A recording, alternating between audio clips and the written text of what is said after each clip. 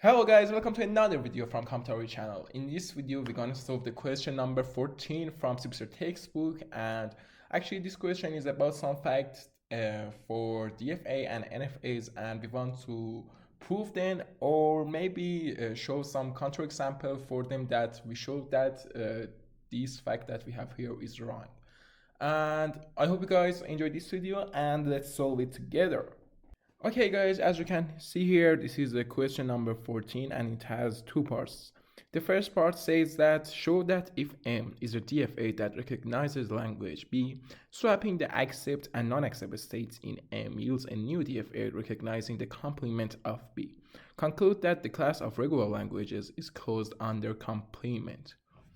Actually, in previous videos, we used from this fact when we want to construct some DFAs for languages that maybe in some part this is so hard to construct the DFA for the actually original languages. So first we construct a DFA for complement of those languages, and after that we swap all of accept and non-accept states with each other, and we will reach our final DFA. So first let me show you one example about this fact here. Assume that we have the language L, which contains W, that W does not contain the substring AB. First, let me define the complement of L, which W, that W contains the substring AB. We know that when we want to construct a DFA for some languages that contains some pattern inside it, for example here we have the pattern AB, and we want to have this pattern in our language.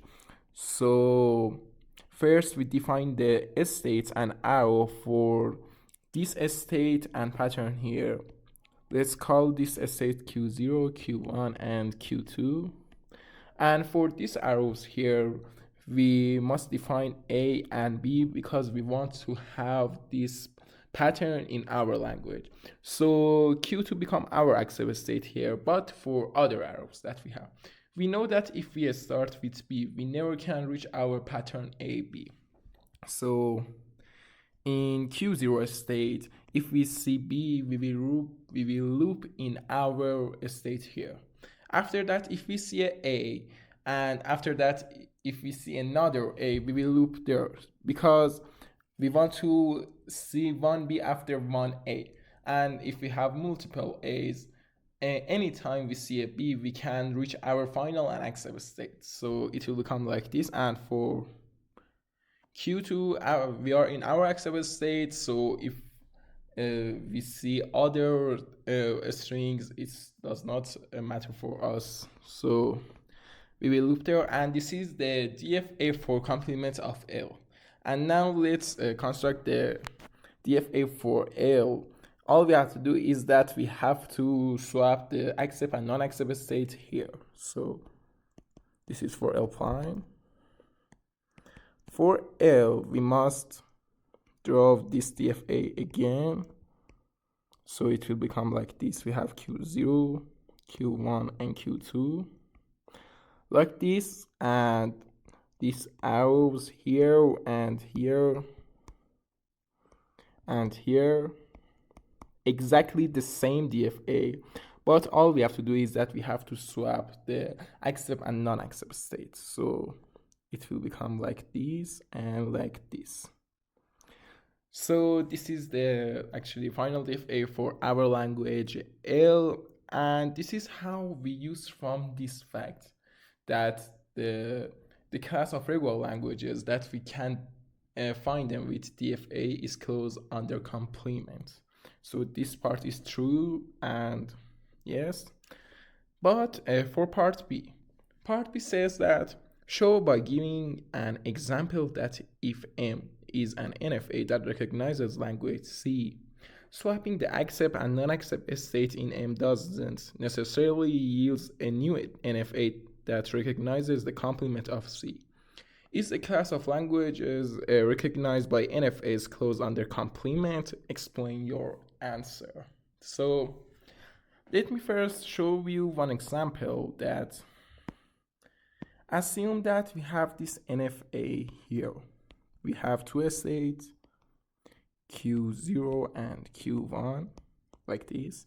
And actually we have to construct an NFA. So it doesn't matter for us if we have multiple arrows from one state to another with same string or alphabet. So we can define an arrow for A here, and after that define this arrow for A and B like this, and finally this arrow for B. In our original language, let's call it L for L. This is the NFA for L. We actually define this state here as our accept state. We know that if we see a string A, we can accept it because we enter our NFA, and by this loop here, we will reach our accept state Q0. But let's me swap the accept and non-accept states and call it L prime.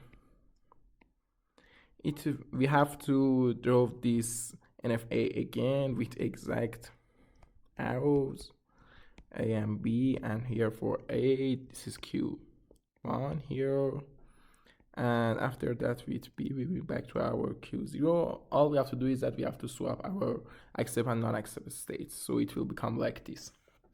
And by our last fact, we know that if some DFA accept one string, the complement of this DFA can't accept those string, and we will end in non-accept state. So if this actually fact is true, we have to hold it in this new fact that we have in part B.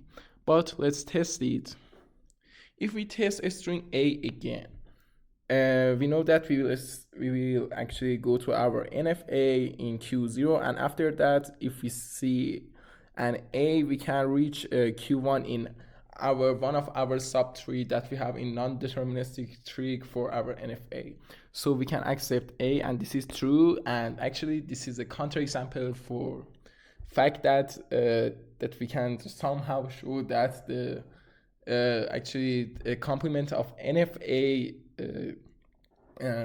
actually can accept the complement of the languages that we can show them with NFA. But we have one final question here. The final part says that is the class of language recognized by NFA clause under complement? Explain your answer. Actually, this fact is true. The class of languages that we can find them with NFA is clause under complement. But how? We know that for any NFA, we have an equivalence DFA. And we know that the class of languages that we can find with DFA is closed under complement. So with these two simple facts that we have here, we can show that the class of languages that recognized by NFA goes under complement, and this is true. And yes, this was the answer for question number 14 in Sipser textbook. I hope you guys enjoyed this video and learned something useful for your exam, for your future, I don't know, something like this. And if you like it, you can like this video and subscribe to my channel. And if you have any idea, you can put them in comments part. I will read all of your comments. And yes, that's it. Have a nice day, guys. Goodbye.